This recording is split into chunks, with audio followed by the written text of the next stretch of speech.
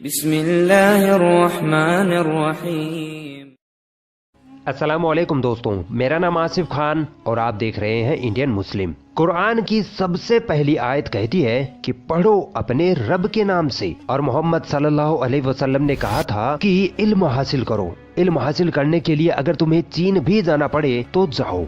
इन दो बातों से मालूम होता है कि इस्लाम में एजुकेशन या इल्म पर किस हद तक जोर दिया गया है। खुद कुरान में लगभग 1000 से ज्यादा ऐसी आयतें हैं जो साइंस से रिलेटेड हैं। कुरान को ही आधार बनाकर मुसलमानों ने हर क्षेत्र में इल्म हासिल किया और वे बड़े बड़े वैज्ञानिक बनते चले गए।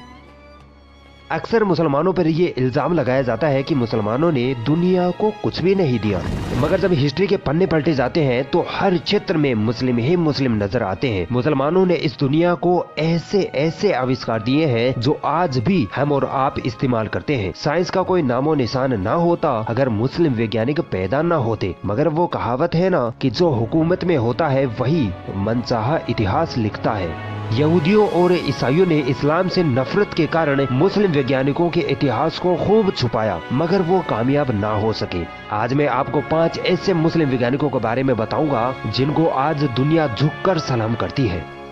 मोहम्मद अल-गफीकी। दोस्तों, आपने मोतियाबिंद बीमारी के बारे में तो जरूर सुना होगा। इसमें आंखों के आगे एक सफेद जाला सा आ जाता है जिसकी वजह से धुंधला दिखाई देने लगता है। आपको ये जानकर हैरत होगी कि आज से लगभग 900 साल पहले ही एक मुस्लिम वैज्ञानिक और डॉक्टर मोहम्मद अल-गफीकी ने इस बीमारी का सटीक इलाज करके दिखा दिया था। अल-गफीकी ने इस बीमारी के इलाज के लिए एक ऐसे इंजेक्शन या सुई का आविष्कार किया जिसको आंखों के लेंस में घुसोकर उस सफेद जाले को निकाला जा सकता था। सोचिए, 900 साल पहले आंखों में सुई घुसोकर बीमारी का इलाज कर देना कितनी हैरत की बात थी।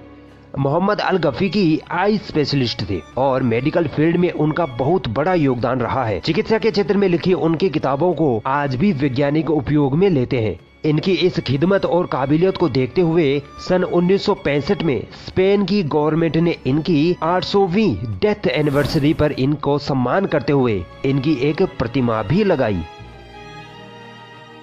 नासिर अल-दीन तूसी।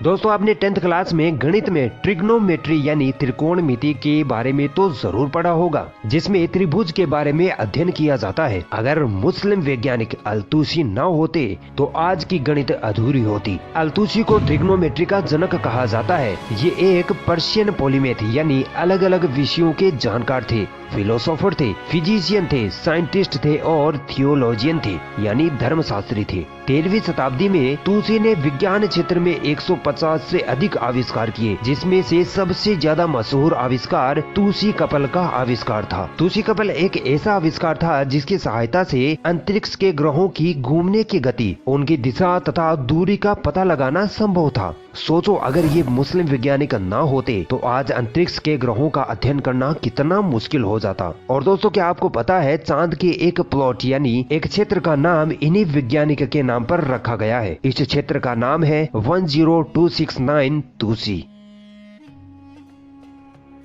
इब्ने खल्दून।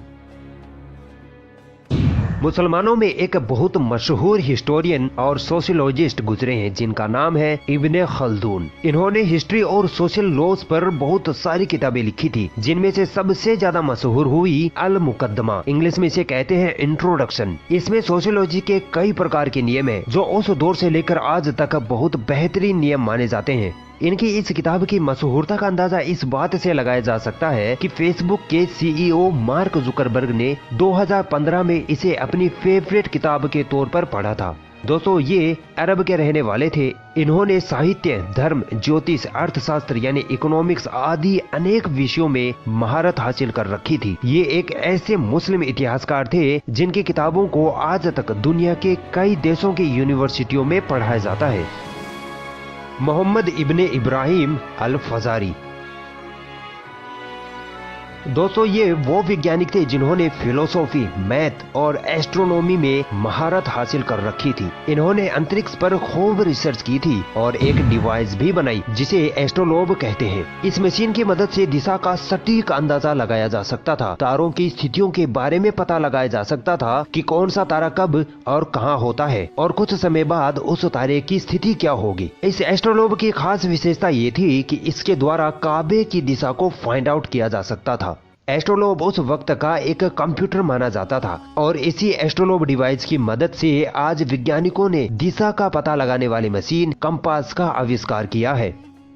दोस्तों आज से लगभग 1000 साल पहले ही इन्होंने घड़ी का आविष्कार कर दिखाया था। बस वो घड़ी आज की घड़ियों से काफी बड़ी हुआ करती थी। इसे एलिफेंट क्लॉक कहा जाता था। इसके द्वारा रात के समय का पता लगाया जा सकता था कि रात का कितना समय गुजर चुका है और कितना अभी बाकी है। दिन का समय तो सूरज को देखकर पता लगाया जा सकता है कि अभी कितनी दोपहर बाकी है, कितनी देर बाद शाम हो जाएगी। मगर रात का क्या पता लगाया जाए, 11 बजे है या 1 बजे है, क्या फर्क पता लगेगा। मगर 1000 साल पहले ही इस मुस्लिम वैज्ञानिक ने ये डिवाइस बनाकर इस कारनामे को अंजाम दे दिया था। जाबिर बिन हय्यान। अगर किसी सभ्यता या किसी इंसान की उपलब्धियों को गुमनाम करना होता है तो उसका नाम बदल दिया जाता है। ऐसा ही मुस्लिम साइंटिस्ट जाबिर बिन हय्यान के साथ हुआ। अंग्रेजों ने जाबिर बिन हय्यान का नाम बदलकर गेबर कर दिया, जिसकी वजह से सदियों तक ये बात ओझल रही कि गेबर यानी जाबिर बिन हय्यान एक मुस्लिम साइंटिस्ट थे। जाबिर इब्ने हय्यान कोई मामूली साइंटिस्ट न थे। इनको chemistry, astronomy, astrology, medicine and pharmacy, philosophy, physics वगैरह का जबरदस्त इल्म था। आप ये सुनकर हैरान रह जाओगे कि आज हम जो विज्ञान वर्ग में केमिस्ट्री पढ़ते हैं वो इन्हीं की देन है। इनको केमिस्ट्री का जनक, फादर ऑफ केमिस्ट्री कहा जाता है। जाबिर इब्ने हय्यान ने कई प्रकार के केमिकल्स का आविष्कार किया, यहाँ तक कि तेजाब का आविष्कार भी इन्होंने ही किया था।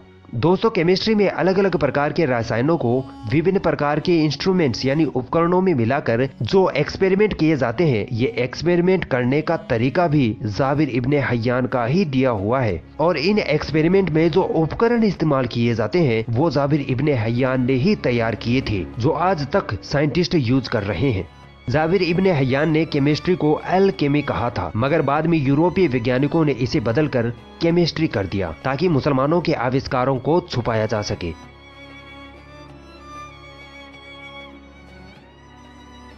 अगर ये वीडियो आपको पसंद आई तो इस वीडियो को लाइक जरूर करें और भी ऐसी इंटरेस्टिंग वीडियोस देखने के लिए हमारा चैनल सब्सक्राइब जरूर करें और इस घंटे को भी दबाएं ताकि जब भी हम कोई नई वीडियो डालें तो उसका नोटिफिकेशन आप तक सबसे पहले पहुंच जाए।